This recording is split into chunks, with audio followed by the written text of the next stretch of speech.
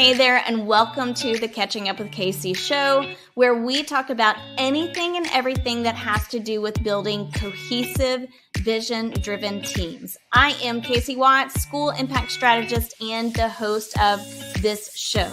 Now, if you are here, then you inevitably are an instructional leader who wants to make change happen, even when change seems impossible. And you can do that if you have cohesive, vision-driven teams that have done clarity work. They know exactly where they're headed and how they're going to get there. These teams have done identity work, and they've built their self and social awareness skills. And they have done collaboration work, and they know how to move beyond faux collaboration to get to true collaboration where change happens and where people get on board. I'm so excited to bring to you conversations that help you to do exactly that. The work that needs to be done to build cohesive, vision-driven teams. Now, with all of that said, let's dive into today's conversation.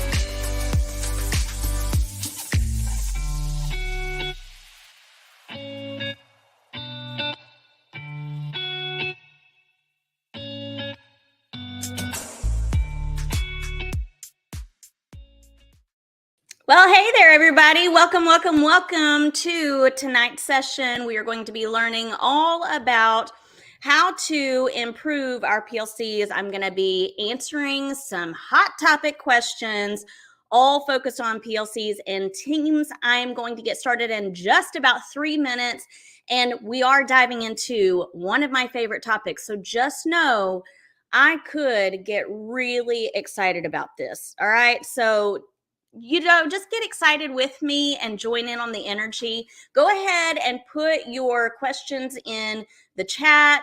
I can't wait to share some things that anyone can implement with their team starting tomorrow. And if you have off tomorrow, guess what? You can implement them starting Tuesday. So I'm Casey Watts, your host for tonight, and we are going to get started in just a few minutes. So let me know that you're here. I see some hellos on Facebook, and you might even there should be a way for you to show what your name is. Just click on the StreamYard where you see it, and you'll be able to show us who you are. Otherwise, it's just kind of like I can't see the names if you don't allow StreamYard to show your information. Okay, so in a few minutes, we are going to get started with one of the hottest topics in instructional leadership. And of course, that is PLCs and Teams. I've received lots of questions that I'm planning to answer. And I am encouraging you, if you're just popping on here, to go ahead and put any additional questions that you have in the chat. And hopefully we can get to some of those questions too. Okay. And I am seeing already some people who were here during last week's live session, which is super exciting. If you did not catch last week's session, you can view it on YouTube, Spotify. You can listen to the podcast on iTunes. You can even catch it in 2 different Facebook groups, the Aligned PLCs and Teams Facebook group and the New to Coaching Facebook group. Okay, so tell me that you are here. Give me a reaction of some sort, maybe a hello or a reaction to let me know that you are here and ready. Say hi in the comments. I already see a lot of hellos. I'd love to hear your questions about PLCs and Teams, because that's exactly why we are here tonight. I want to be able to answer some of the questions that are rolling around in your mind about Teams. And I've got some questions already prepped, okay? But I'm hoping to get some of your questions too. All right, are you ready to get started? Here we go. Like I said, I'm Casey Watts, and I am an instructional specialist. I am also an instructional impact strategist. And my goal tonight is to have a live Q&A about all things PLC and Teams. I have about 4 common questions that I'm going to be answering, and I hope to answer some of the questions that you're dropping in the comments. By the end of this session, you will have at least 3 strategies you can implement that will leave you and your PLCs feeling more empowered and confident. And if you stay until the end tonight, you're going to hear who our winners are from last week's session. So stay until the end. You're going to hear who the winners are for a free course, free coaching call, and an Amazon gift card. Okay, so before I jump into the questions about PLCs and Teams, I do want to take you back to last week's session. Last week's session was titled Revitalize PLCs, a New Year's Journey to a Collective Focus. And that really was the goal, was to figure out how do we get everyone on the same page. And I did this session because I kept hearing people say again and again, our PLCs are all over the place, they lack depth, people feel like they're a waste of time. So I shared in that live session 3 things that you might do to get everyone on the same page and moving in the same direction. And I want to tell you now that those 3 things that I shared in that session came directly from my Aligned PLCs and Teams course. In this course, I take instructional leaders through a clarity cycle framework.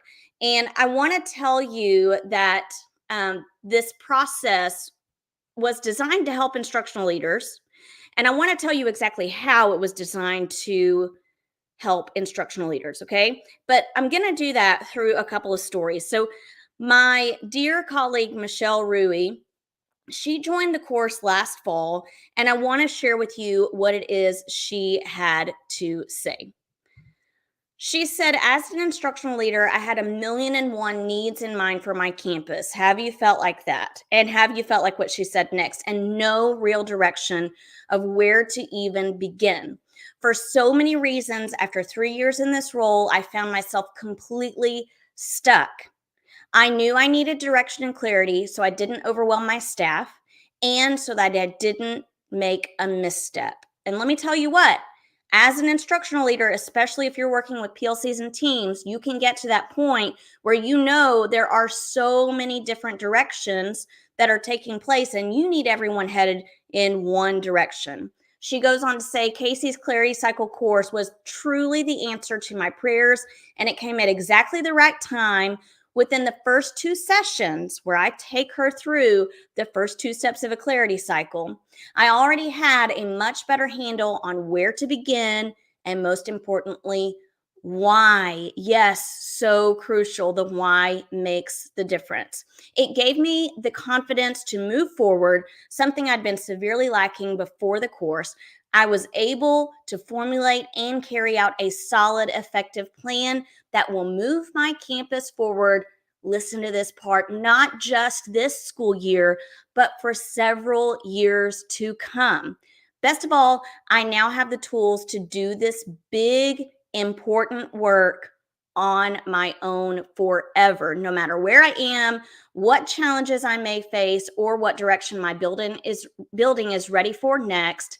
The clarity cycle works, and it does. I'm so proud of this friend of mine. I can call her a friend now after she's gone through this course because we had so many great conversations about how the clarity cycle helped her campus to move forward. Another district that's using the clarity cycle work, I'm actually working through it with them. This is what they've been able to accomplish because of the clarity cycle framework and going through the steps of a clarity cycle. They have been able to craft a portrait of a graduate that they are anchoring to. They have been able to develop common values for lessons. They have been able to dig into this instructional strategy of class discussions, and they are planning on purpose, all because we are going through the clarity cycle framework together. Now, I designed the clarity cycle framework specifically for instructional leaders and teams who want to give teachers that actual power to affect learning. We want the power to be in their hands. Who want to retain great teachers. You want people to love where they are so they come back again. Who want to provide opportunities for staff to work collectively toward a common goal.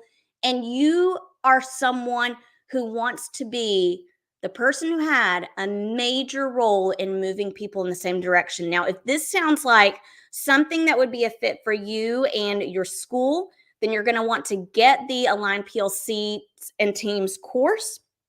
If you are thinking, man, I'm not quite sure about that, guess what? Your school can pay for it. That just hit me up and let me know we want a quote. You can find this course at catchingupwithkc.com/course. Would someone, I know I've got a brave soul out there who can drop this in the comments so that everybody has the direct link to it. Do that for me. That would be awesome. catchingupwithkc.com/course. Now, bonus. Here's a bonus because I have to give you a bonus. If you purchase tonight, then you are going to get a free coaching call with me, which is sure to help you master the craft of clarity. All right? All right, here we go. I'm so excited to dig now into your burning questions about PLCs and Teams. So here we go. I'm going to pop up some different questions that I have seen rolling around. Again, be sure that you put your comments, your questions right there in the chat so we can see it and so I can possibly come to it and answer that question. Here we go. One of the first things that we're going to talk about is how do I help teams take ownership? How do I help teams take ownership? Now, give me a thumbs up reaction or some kind of reaction to let me know that this is something that you feel like your campus is struggling with, because it may not be you. It could be your campus and you're just not quite sure how to help them to take ownership. This is extremely common, and it takes time and patience and vulnerability and bravery to actually push your teams to take ownership. But it's ultimately what we want, because when a team takes ownership, then we know that they are doing the real work. And we also know that they are ready to function as a true PLC and do the learning work. So I want to share with you a couple of ways that you might help teams to take ownership. The first thing that I want to remind you of, and you hear it all the time, this is going to be no surprise to you at all. I bet you can guess. I bet you can guess what I'm about to say. Someone put it in the comments. Let's see if you can guess what I'm about to tell you needs to happen. If you guessed norms, you are absolutely right. It is so imperative that norms are set. But here's the thing. Far too often, norms are not set in the appropriate way, or they're not revisited in the appropriate way. I'm going to give you a couple of examples. Not too long ago, I went to work with a group of teachers for the first time. I'd never worked with them before. And I knew that, per all of my other work, one of our first things to do was to talk about our purpose for my work with them and set norms. And so we talked about the purpose, we talked about the end goal, we talked about success criteria. And then after we looked at success criteria, we said, okay, if this is how we know we're going to be successful, what norms might we need to adhere to or hold to in order to be successful, in order to reach this end goal? And after I asked that question, it was just kind of like crickets. And so, as I usually do, I gave quite a bit of wait time. It almost became awkward, right? You've had those moments where you're like, oh my gosh, the silence is killing me. But I'm really good at wait time. But I waited and I waited. And then finally someone said, so you mean like rules or expectations? And I said, it caught me off guard, So I found myself thinking, well, I mean, yeah, somewhat. Like, what do we want to adhere to so we accomplish this? And so they said the typical normal things like everyone has an opportunity to share, or don't interrupt, or be respectful, things that you might hear in a classroom. And I knew then and there that there was a misconception about what we mean by norms. So I had to really backtrack and have a brief mini lesson about norms and give some examples. So that's what you're going to want to do first and foremost, is make sure everyone has a clear understanding of this sometimes abstract word, norms. And it could be possible that in the past they've heard the term norms before, but was used in an inappropriate way. So we have to be sure everyone has a common definition for the term norms. Then, after you have a common definition, I'm going to take you through the 5 steps for setting norms if time is limited. And here's what that is. Determine your end goal. And I kind of just talked to you about this, but I want to take you through each of these. And let me take this banner off the screen so you can see everything. You're going to determine a collaborative end product, goal, or accomplishment. What's at the end of this? What are the needs of the individuals, of the whole group? Give them time to think, like, what do I need in order to reach that goal? What do I need myself? And then what does the group need? And then share out those things. Then narrow those ideas to the most common and valuable according to the group. So as people are sharing out, I might say, in order to reach this end goal, in order for us to be productive and have a common formative assessment that we're walking away with, I need us to stay on track. I need people to be able to give me processing time, but I also need us not to go off on these tangents because I'll lose my train of thought. Several people might say that, and we find it as a common goal or value that we have. Then we define the norms for clarity and purpose. So when I say I want to be sure that we stay on track, what does that mean? What does that look like or sound like or feel like? How will we know that we are staying on track? And who's going to be responsible for holding us accountable to this? It can't always be the facilitator, right? Because sometimes the facilitator is the leader. It's like the instructional leader, for example, the principal, the assistant principal, the instructional coach. That really shouldn't necessarily be the facilitator in a PLC, but sometimes it is if you're just beginning PLCs. So figure out who in the team, who in the group has that strength of holding people accountable. And then you're going to measure, optimize, and repeat those norms. So periodically stop throughout your PLC and say, let's reflect. How are we holding to our norms? What is benefiting us? What is not benefiting us? Is there anything we need to adjust as we move forward, and revisit them at the end? Okay. What I like to do, because sometimes you will notice that, I'm trying to take this off the screen real quick. Sometimes you will notice that people say the same things again and again. Like we review our norms every time we come to a PLC, right? And it becomes monotonous and boring. If you have an end goal, like let's say, you know what, we have decided that we want the student goal that we're focused on for our PLCs for the next 4, 5, 6 weeks is this. If that is the case, these are the norms we need to set. Then over the next 4, 5, 6 weeks, those norms are the norms that you are revisiting, but you're not going to go through them as just like a checking off of the list every week. But instead, what you can say is take a look at the norms. What is it you feel like you really need to adhere to today? What's going to help you to be most beneficial? Be ready to share out. They review it. They think about it. Maybe they do even a stop and jot. And then you say, okay, share out. What do you feel like you're going to have to adhere to? What are you going to lean into today as we work together? They're holding themselves accountable. They've written it down. They have other people who are holding them accountable. This is important work, right? The next thing I want to tell you about when we're thinking about this. Okay, so I've kind of moved like really fast through that. Tell me in the comments of what I just said about setting norms resonates with you. What's resonating with you? Drop it in the chat so we can see it.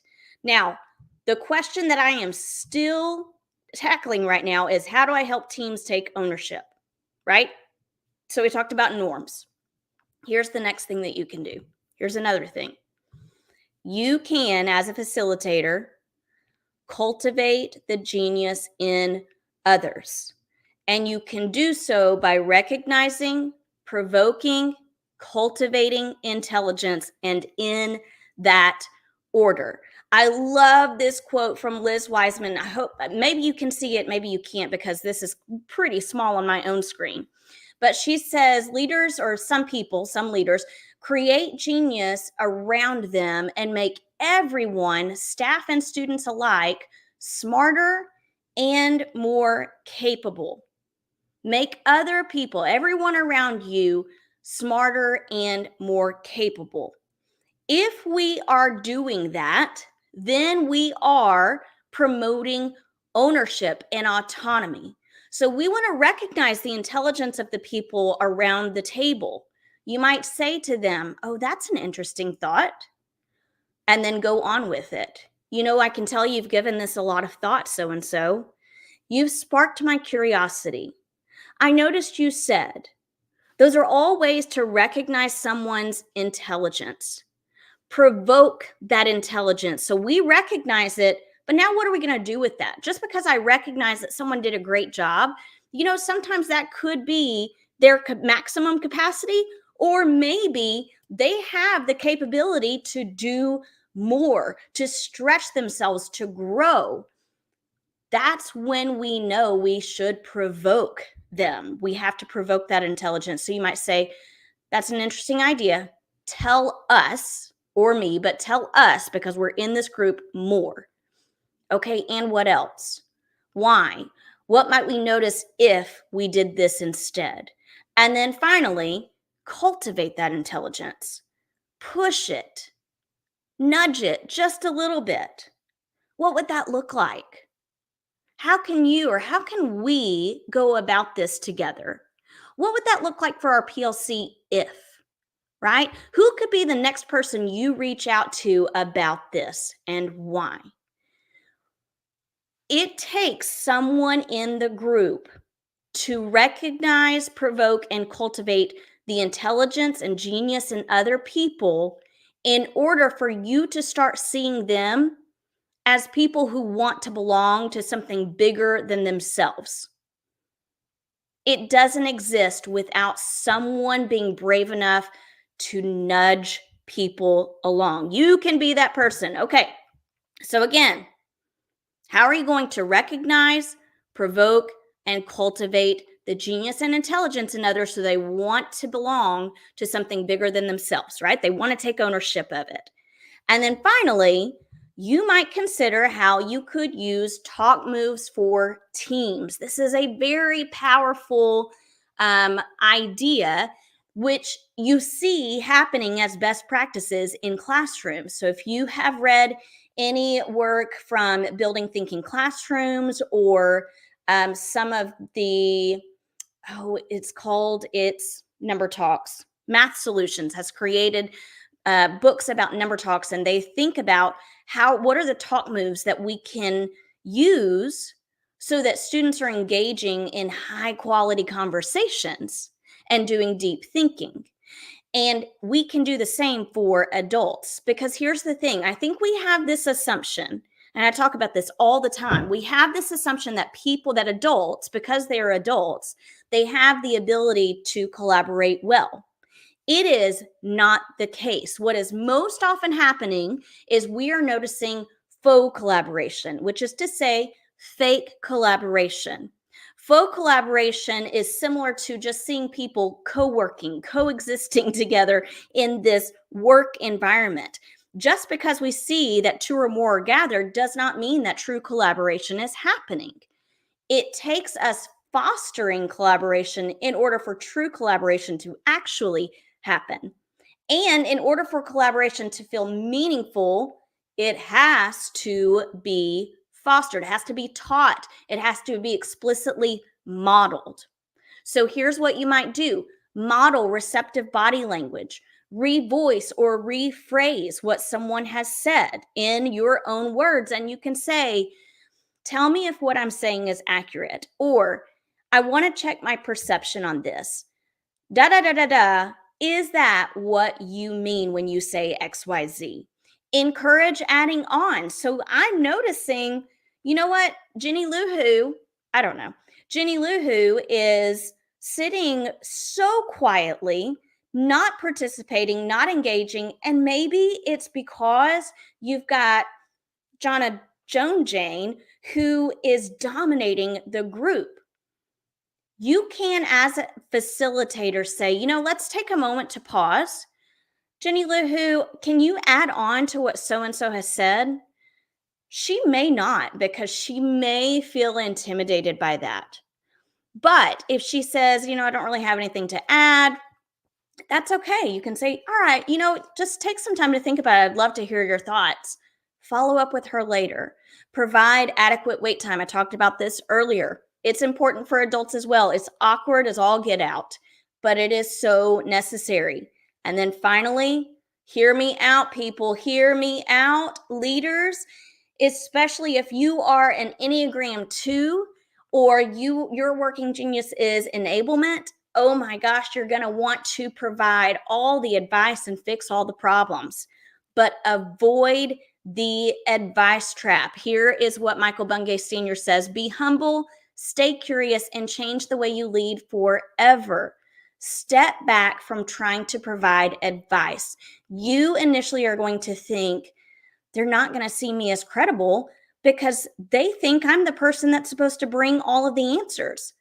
Guess what? If you are trying to bring all of the answers, then you are actually becoming an enabler and preventing them from taking ownership. So take a step back and go back to thinking about cultivating genius, okay?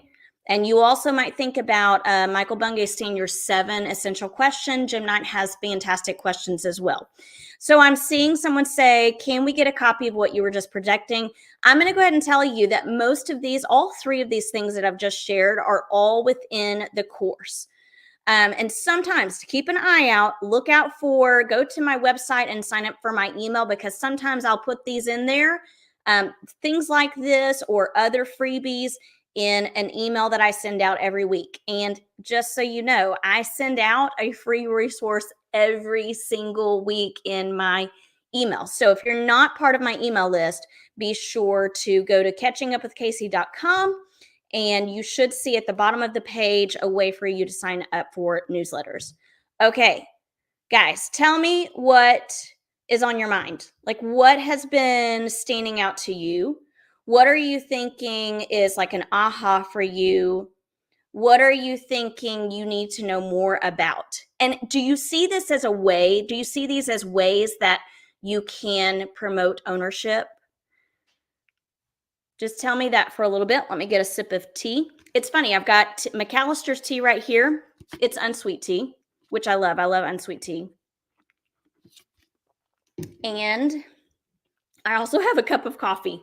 So I'm going to be well caffeinated this evening. Maybe that's why I'm so excited. Actually, no, I just really, really, really love this topic so much. Okay, next question. And I get this probably one of the, I feel like this kind of goes with ownership a little bit, but this is one of the most asked questions of all time about PLCs or about teachers and leading teachers in general. What can we do about resistant people or teams? What can we do about resistant people or teams? If this is something that you think about, you don't even have to ask the question. If you think about resistant people or teams, give me a thumbs up or put something in the comments. So while you're doing that, if this is something that you're like, yes, how do we help or support the resistant people? And how do we ensure that they're not dragging everybody down? Oh my gosh, please put that in the comments. I see some thumbs up already. And I just want to note, it's important for me to hear that I don't need to have all the answers, and then enabling is actually hurting the ownership of your groups. Yes, absolutely. Okay, here we go. And I also see, I love the idea of 6-week goal focus, that norms are quickly developed toward that work. Absolutely. Team often sets norms at the beginning of the year. Yes, and they don't always apply to the work as it changes throughout the year. Absolutely. It happens all the time. And they lose their effectiveness. And then guess what? people get these negative experiences related to norms, they have this idea of, oh, that's what norms are? Yeah, I'm not about norms. Like that seems like pointless work. We don't want it to become that way. All right. So, how do we deal with resistant people or teams? My very first question for you is, what's directly within your control? What is directly within your control? My suggestion, if you're kind of like wondering, why are they resistant? My suggestion is for you to do a 10-5-5 protocol. Now, I talked about the 10-5-5 protocol in last week's session. So if you didn't catch that, be sure to go to it. So you can hear all about that 10-5-5 protocol. Teachers can go through this, but leaders can also go through the 10-5-5. I mean, it's really useful for any leader or teacher for lots of different scenarios. But if you do a 10-5-5 protocol, your problem statement is teachers or teams are resistant during PLCs. Now, there might be something very specific that you know that they're resistant to, so you include that in the problem statement. If it's just like they're just resistant, like we're not going anywhere or we're going nowhere fast, like that could just be your overall problem statement. So then you list, what are 10 possible reasons they could be resistant? What are 5 more possible reasons they could be resistant? What are 5 more reasons they could be resistant? Guess what? You've got a list of 20 different reasons that teachers could be resistant or teams. Then you're going to go through that list and you are going to strike through what is completely outside of your control. You're going to put an asterisk next to what you can influence, what you have some influence over, and then you are going to highlight what is directly within your control. When you look at that list and you realize what's actually directly within your control, then you are going to better be able to grasp the direction that you head to help them become less resistant. Now, it will not be, there's no magic pill. There is not. I think we all wish there were. And we all have these teachers that we wish we could clone, or these teams that we wish we could clone, like where you leave that PLC meeting or you leave the team meeting, planning meeting, and you're like, if everybody could be that way, it would be like bliss, right? However, it's a little bit of job security and it gives you a little bit of a challenge, something to challenge yourself with.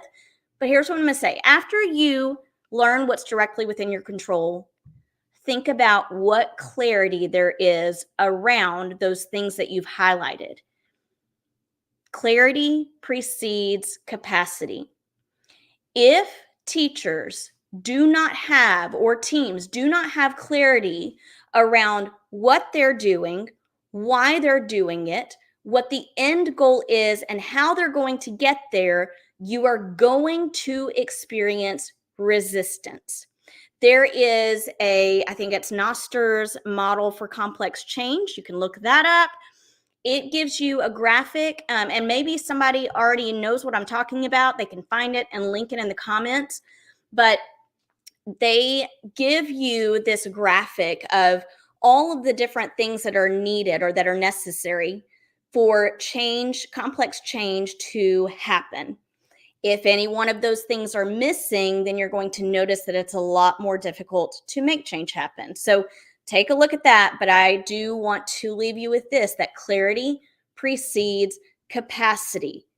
Get clear on where your people are headed and how they are going to get there.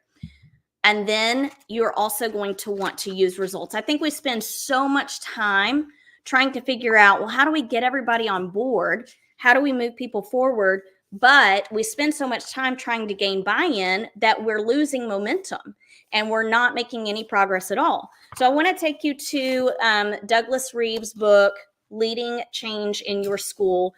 And just to quote exactly what he says, you don't wait for buy-in, but rather, no, let me back up. The leaders did not give vague assurances of success and carefully worded caveats that, after all, change takes a long time. Rather, they provide measurable, clear, and significant results in 1 or 2 semesters. Don't wait for buy-in, but rather you make the change and use the results to gain sustained support. People have to have mastery experiences, and they have to have several mastery experiences before they're willing to buy in. As leaders, it is our job to create those mastery experiences, but it takes us being really clear and transparent about where we're headed and how we're going to get there, and clarity about why the people matter and why they're a part of that. Okay, so tell me, I know that seems like a vague answer to what can we do about resistant people or teams? Well, let me back up a little bit. Earlier, I told you, you got to help them to take ownership. That should help with the resistance. However, think about what's directly within your control. Are we talking about like 80% of the people are resistant? Or are we talking about 20% of the people are resistant? What's directly within your control?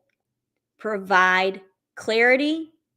Use mastery experience results to move people forward. Here's the next question. Now, I have already told you, tell me what is most useful for you so far.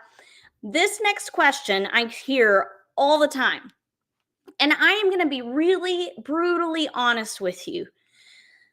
I have seen so many different agendas for PLCs and grade level team meetings. Most of the time, I'm noticing that teachers are crafting the agendas based on some templates that they've seen or been provided.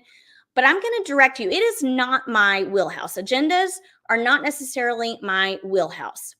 My wheelhouse is the deeper work that is going to sustain your PLCs and teams over a long period of time. My wheelhouse is getting PLCs and teams up and running. Agendas, I want to tell you, one of the best places to go. And that is allthingsplc.info. You can go to just that, and then there's a resources tab, or you can type in this link exactly. So those of you who are here live, someone type in the comments this link. It's going to give you so many free resources. This is powered by Solution Tree. And of course, they are the gurus. They have produced so many great pieces of work founded on the work of Richard DeForest. So you're going to want to be sure to go to that and get any resource that you feel like are appropriate for your teams. Now, first and foremost, I always start with purpose and norms. That's what I will always start with. And then I can tell you what I always end with. I always end with a reflection of the norms and asking what was most useful for you here today. And I typically ask, what are next steps for us? What are next steps for you? What are next steps for us? In between those two things, we are thinking about student data. We are asking those 4 questions. And if we're not asking all 4 questions, we're asking one of the questions and focusing on that. We are leaning into, if this is the question that we're focused on, then what are the instructional strategies that we want to put into place to move students forward? If this is the assessment data we're reflecting on, what are the instructional things we want to put in place? What are we going to anchor to? And how are we going to reflect when we come back together next time? Okay, so I see some people put this in the comments. Perfect. Thank you, thank you, thank you so much. And then this question. Okay, I hear you talking about PLCs, and everybody talks about PLCs, right? We don't have PLCs in our school. How do we get them started? The problem sometimes, or the downfall of some campuses, is that they tell their people next year, we're going to start PLCs. And then they try to dive into PLCs. It takes so much time and intentional energy to be able to do this work effectively. So what I'm going to suggest to you is that you say no. If you haven't started PLCs yet, say no to PLCs for now. And what I'm going to tell you to do is go to my Align PLCs Facebook group. And in that group, you're going to notice an album.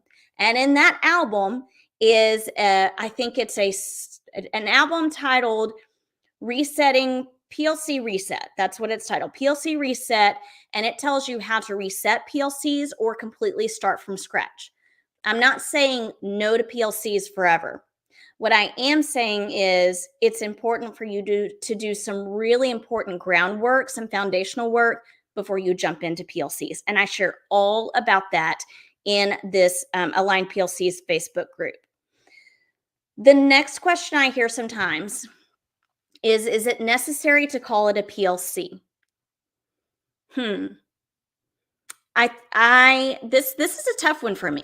This is a tough one for me because I have been on campuses where it's not like people are collaborating so well and they are focused on data and they are focused on common instructional practices and they have a campus instructional goal.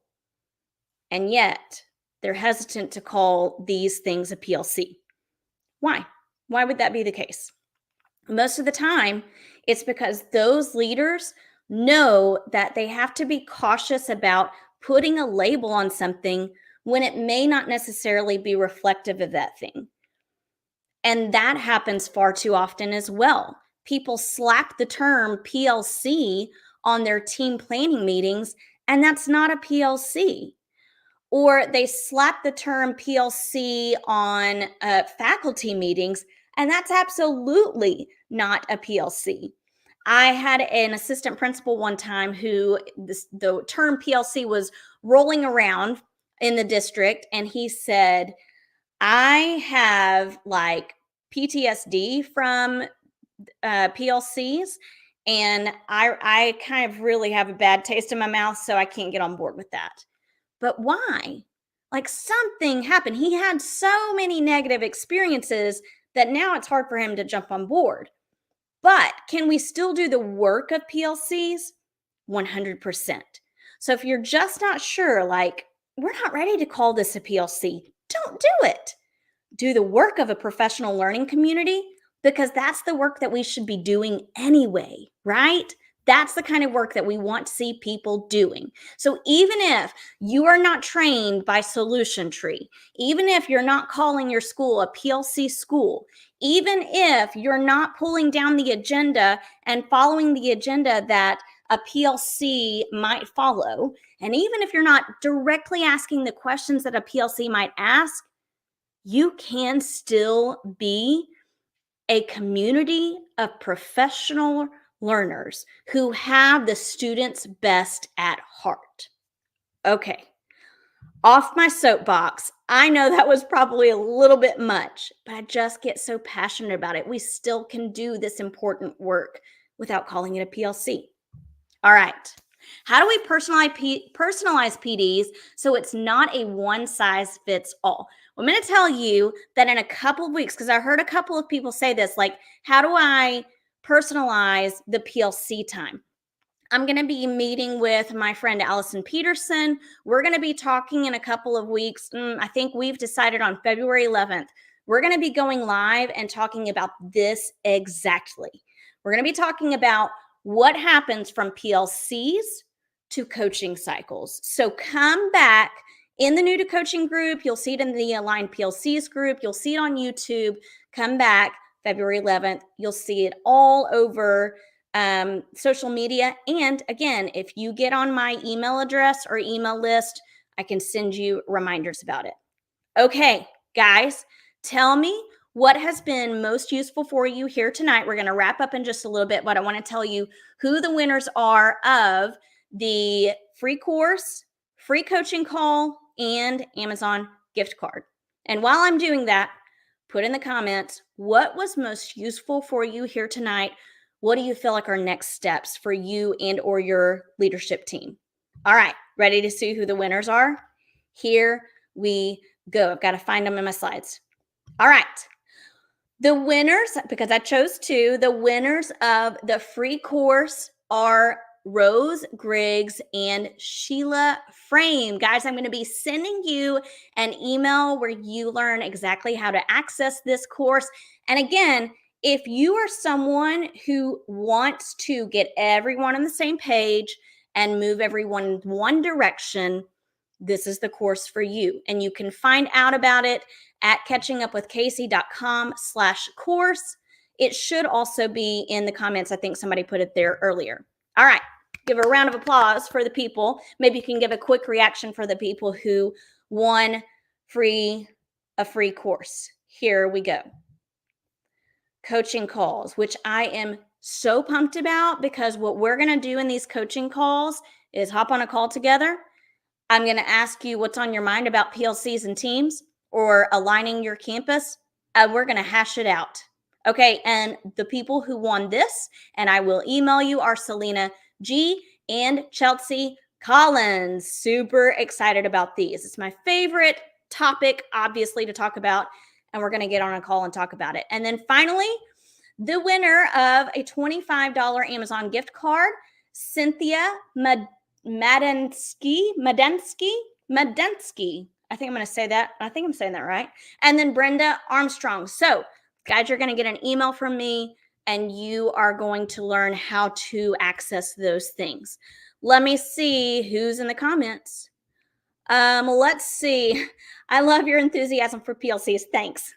I get way excited about it. How to work with resistant teams. Awesome. Norm tips. Yes. I think ensuring that we have norms and reviewing those norms periodically. Yes. Make the norms matter.